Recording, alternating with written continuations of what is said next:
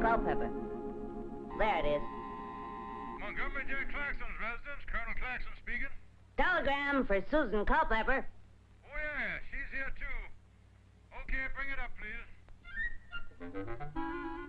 Thank you, son. That's for my sister-in-law. You're welcome, Colonel. Now, wait a minute.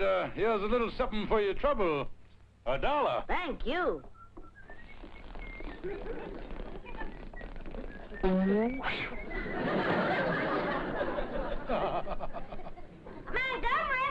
who's at the door? Here's a telegram. For Sister Sue. Who's it from, Sister Sue? Why, it's from Nephew Newton. He says he has wonderful accommodations in California. San Quentin or Alcatraz? Don't you go disparaging my family, Montgomery. What does dear Newton have to say, sister dear? Montgomery, Newton wants you to ship his car to him in California. What car? You know very well what car. The car you agreed 6 months ago to store for him in the shed behind your real estate office. The one you said you'd jack up and never use. Oh, yes, that car. That's the one he wants me to send him. You march right down to the freight office and make arrangements to ship it to California. Do you hear me, Montgomery? Wait a minute, Montgomery. Has anything happened to that car? Now, what in the world would make you even suspicious that something's happened to that car? Because you are a low-down, sneaky, double-crossing chiseler. Well, as long as you are not basing your statement on idle rumor, I won't take that as an insult.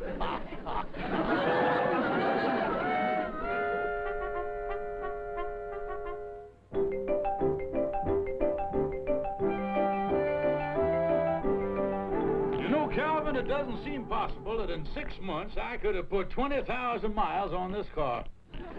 No one will know the difference when I get this speedometer set back.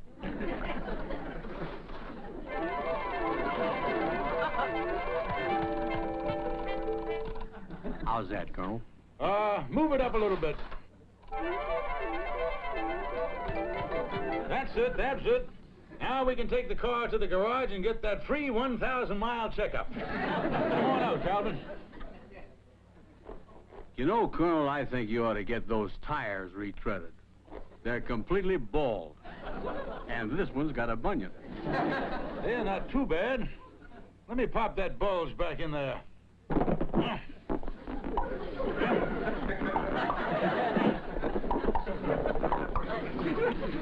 I think we better take this down and get some retreads on the retreads before we ship it to Newton in California. I wouldn't want him to get suspicious that we've been driving it.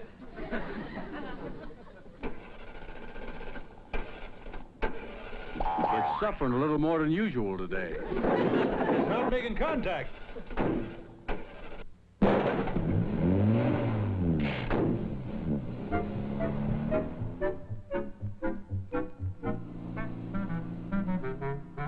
Where's this retreading shop, Colonel? Oh, over in the next block. I'll turn left at the corner here.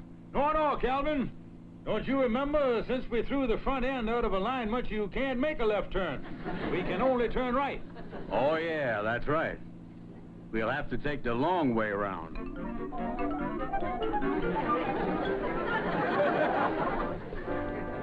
Nice going, Calvin. I say, Cal, I hate to mention it, but there's a lot of traffic up ahead at that red stoplight. These brakes aren't holding like they used to. They must be taking hold. I can smell them burning.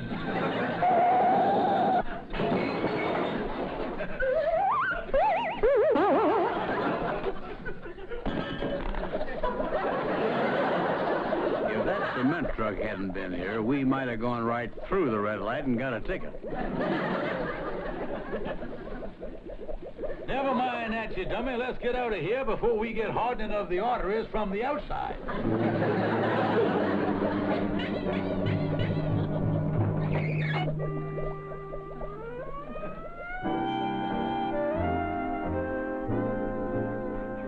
And then I said to the truck driver, just watch it, Buster.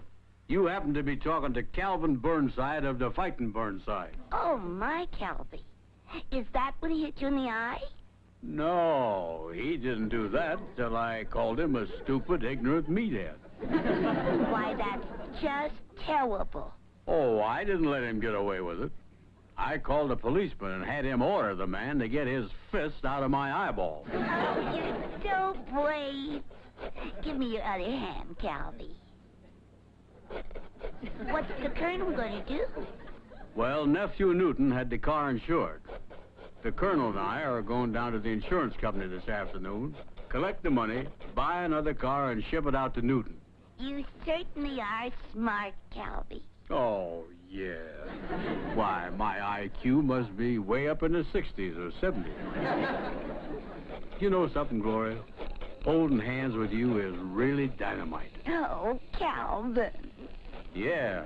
All of a sudden, I'm getting hot flashes in my head. Calvin, it's your cigar. Ow!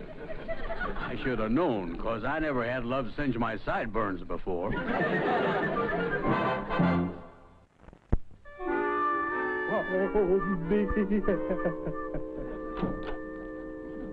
How come you're all broken up, Colonel? I looked up Nephew Newton's insurance policy on his automobile. He kept the fire and theft, but he canceled the collision. It's too bad we didn't hit a gasoline truck instead. Then the survivors could have collected on the fire insurance. What are we going to do, Colonel? Well, I'll just have to go home and tell Maggie Bell and the sister the truth. After all, accidents can happen, and... Montgomery J. Klaxon, real estate speaking. Montgomery, have you shipped Nephew Newton's car off to California yet? Well, I want to tell you something about that car, Maggie Bell, honey. There's nothing I want to hear from you except that it's on a boxcar headed west. Well,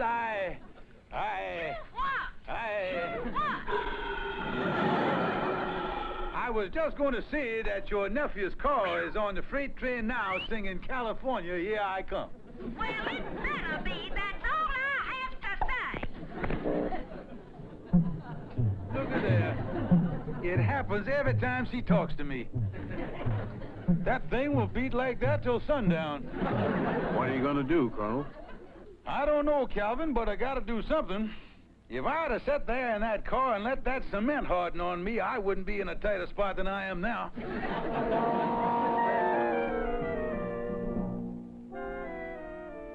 Judge, that's the whole story. Newton's car is wrecked.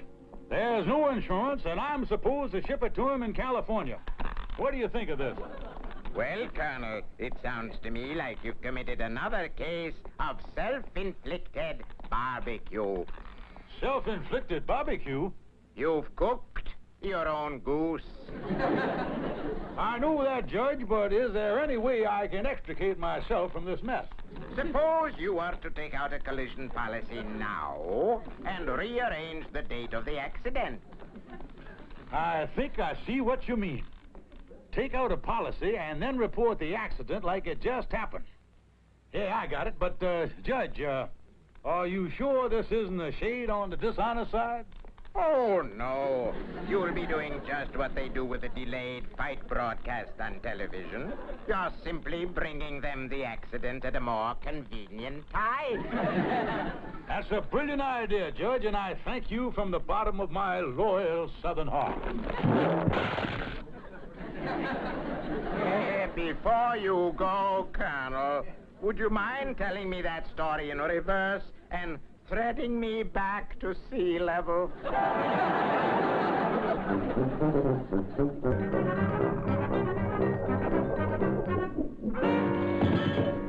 Well, Calvin, this is the insurance company. Now, let's go in and take out the policy on Newton's car. I'm right behind you, Colonel.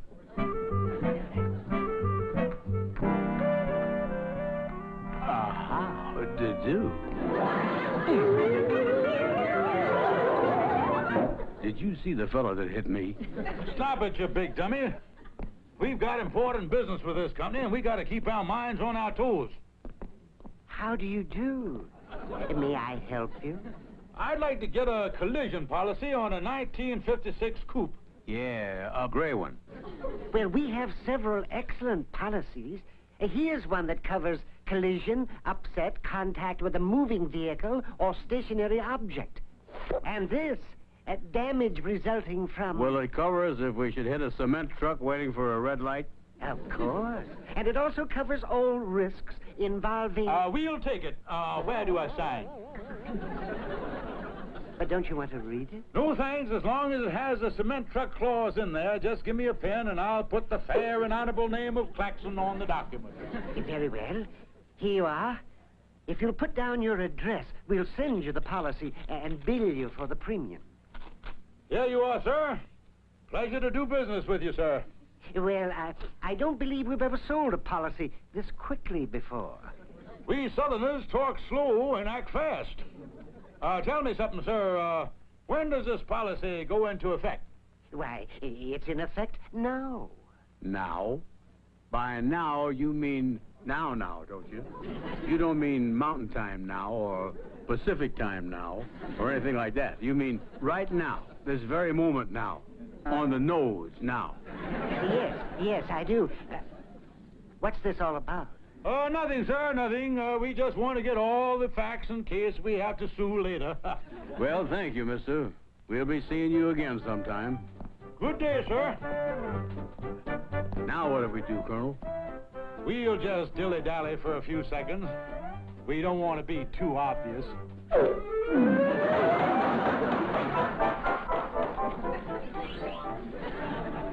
Yes? Can I help you? I'd like to report an accident. Just a minute. You're the two men who were just in here and took out this policy. That's right, sir. While we were in here signing up for it, their car was completely demolished out front. Yes, sir, that's right. According to the eyewitnesses, it must have happened while the ink was drying on the signature. You say this accident happened in front of the building just now? Sir, you can go look for yourself. It's the car with the back seat full of cement. Well, this is most unusual. If you'll just sit down there for a moment, I think I'll have one of our attorneys speak to you. Thank you, sir. You see, Calvin, we're getting action here. Getting a lawyer to speed up paying us our claim. Yeah, this is the kind of company to do business with, all right. You know, that's a mighty fine policy we bought. Yes, sir. Look at all that official curlicues and that big seal. Makes you have a lot of confidence in the company. And look at all the big printing there. What does it say? Well, it says here, the company assumes all liability. Claims paid, cash or certified check. You know, this is really a free and easy company, isn't it? I'll say. What does all that small print say? I always carry this jeweler's glass for scrutinizing insurance policies and installment contracts. Now, let's see. Here with penalties for defrauding. $5,000 fine. 6 years in the penitentiary. Hey, this is great. If this company tries to defraud us, we can throw them in jail for 6 years. We can throw them? Well, let's see. In case of misrepresentation or fraud, the insurer can take criminal action against the insuree. What's the matter? We are the insuree. What about it? Well, if we are the insuree, we are going to end up sitting in the jailee. Get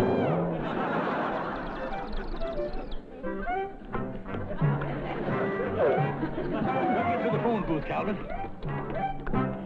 Now, that's funny. They were here a minute ago. Perhaps they stepped out into the hall. I guess that's their car in front. But I don't see them.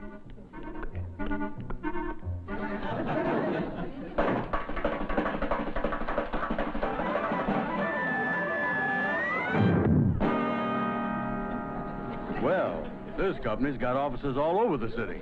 You dummy, we panicked ourselves right back to the same door. How did do?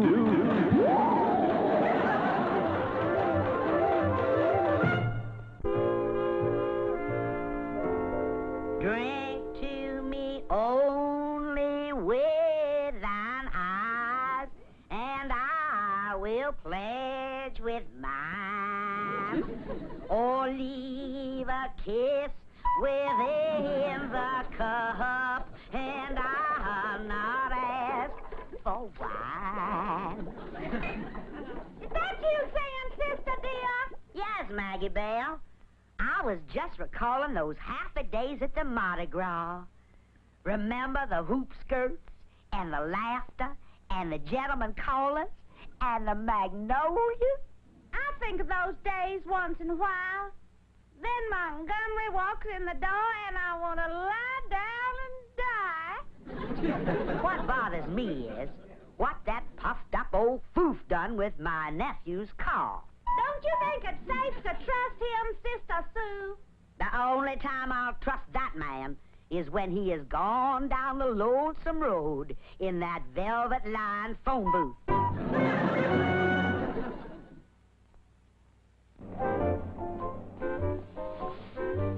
What plan have you got to get out of this mess you're in? Calvin, we're going to buy a second-hand car, the exact model and color that Newton had. Oh, I see.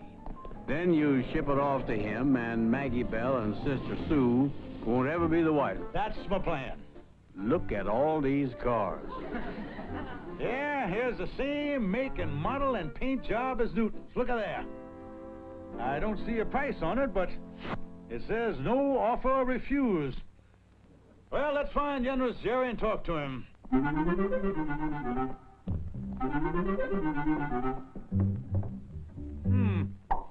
Nobody here, Calvin.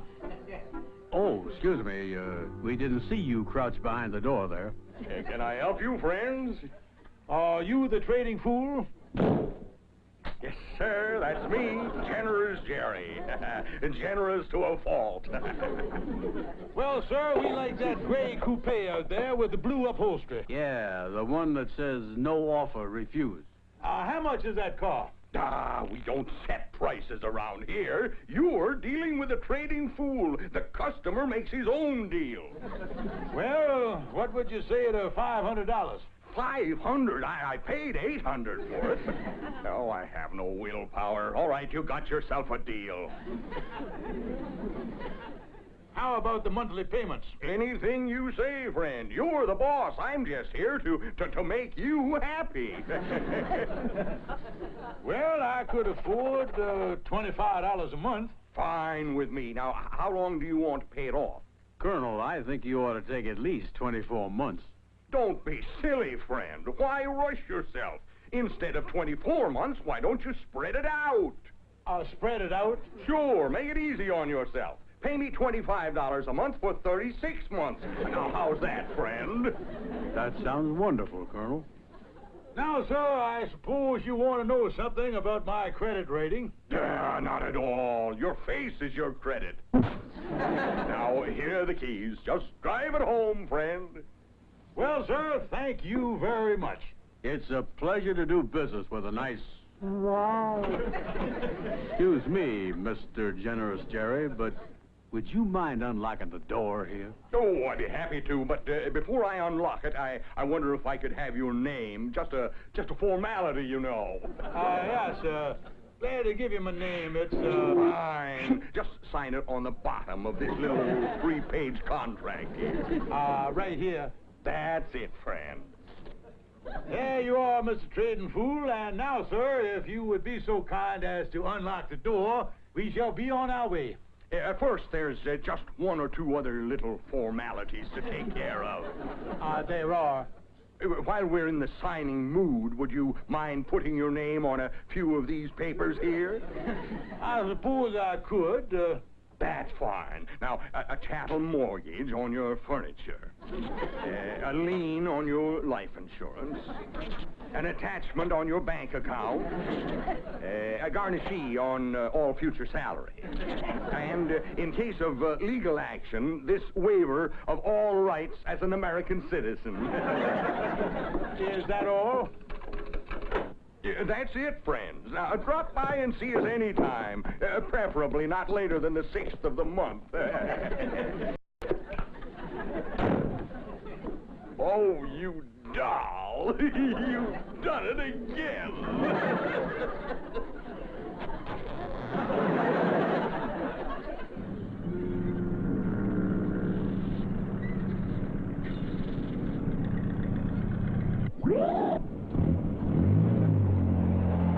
Now to get rid of the evidence.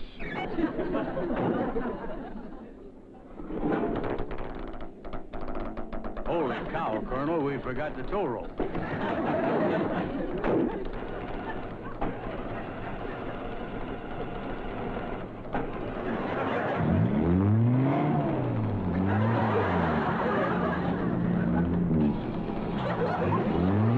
Do something. It's gaining on us.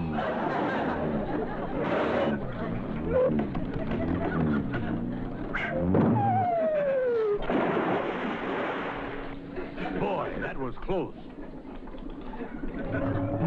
Now we'll take the new car down to the freight office and ship it off to California. Nobody will know the difference.